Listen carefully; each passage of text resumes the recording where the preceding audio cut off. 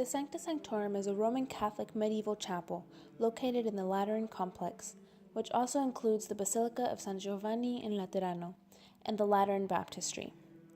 The Sancta Sanctorum is in a separate building that was once part of the Palace of the Popes and can be accessed via the Scala Sancta, also known as the Holy Stairs. The chapel dates back to the time of Pope Nicholas III, who was pope from the year 1277 to 1280.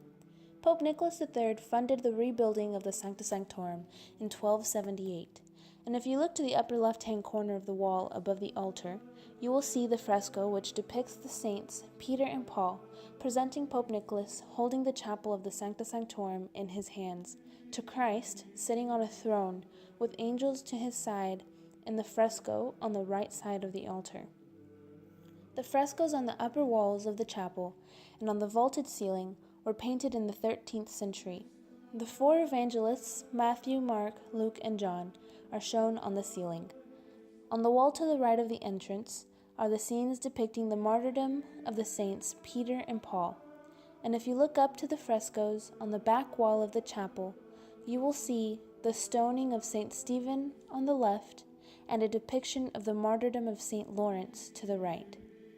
The Sancta Sanctorum was built over the site of an earlier chapel dedicated to St. Lawrence, which had been destroyed by an earthquake.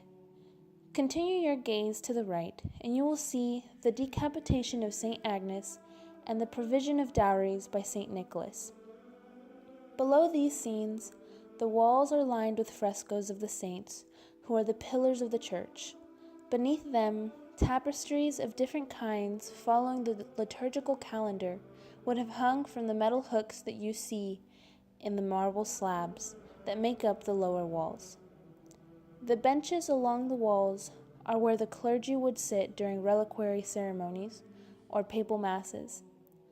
Notice the intricate flooring of the chapel. There is an inscription giving credit to the Master Cosmati, reading, "Master Cosmas made this work." It is unclear which member exactly of the Cosmati family is responsible for the work in the Sancta Sanctorum.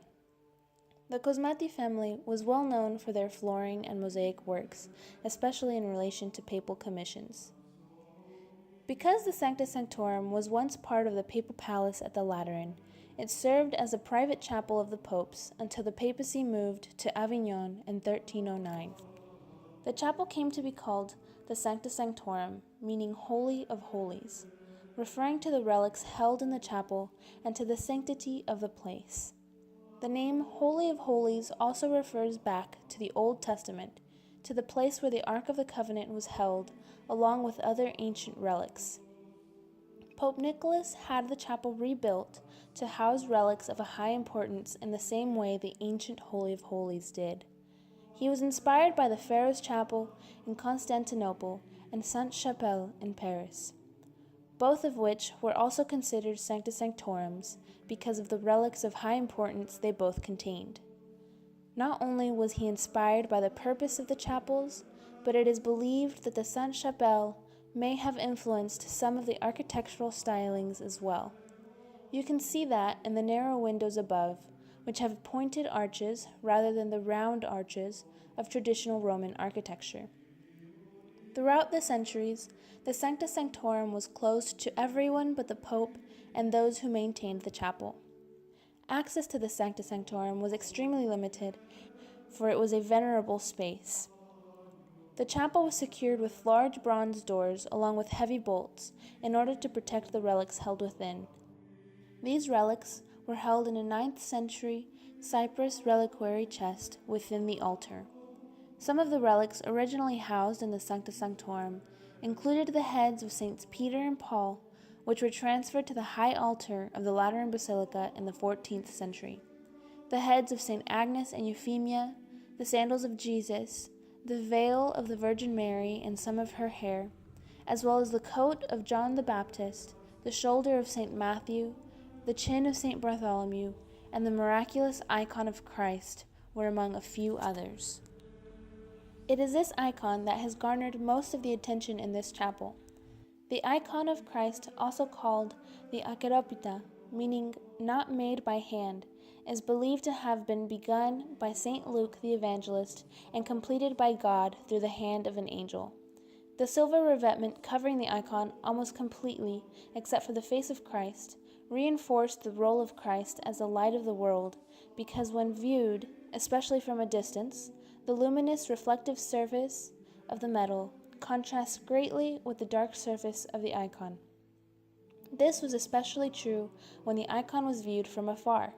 The only access the public had to the icon was when it was processed through the streets of Rome during times of struggle to protect the city and its citizens.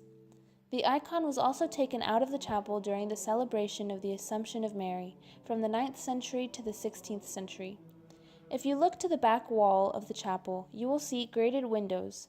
These allowed those who had access to the papal palace, but not to the chapel itself, to see the icon as well. The face of the icon you see now, as well as a silver cover, were added to the deteriorated icon around the 10th century. In the mosaic on the ceiling above the altar, you can see a portrait of Christ being carried to heaven by the 4 angels surrounding him. This imagery would have been heightened during the celebration of the Mass. With the flickering of candlelight, it would have seemed that Christ was floating back to heaven.